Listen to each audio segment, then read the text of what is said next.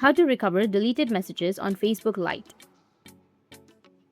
So if you want to recover deleted messages on Facebook Lite, then what you need to do is first, you just need to simply open up your Facebook Lite application.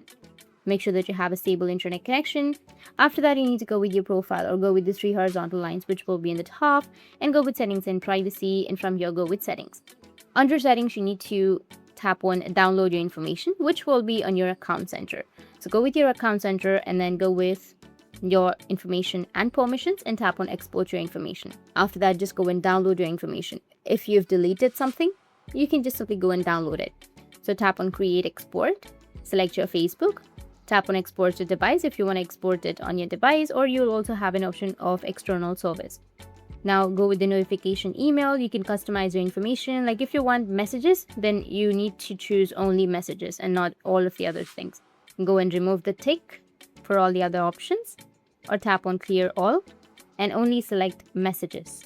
Once done, go with save and then go with your date range. I'll select last week, go with the format, and then tap on export. That's it. That's how you can recover your deleted messages on your Facebook Lite. You will receive a file where you have all of your messages. If you found this video helpful, hit the subscribe button, and thanks for watching.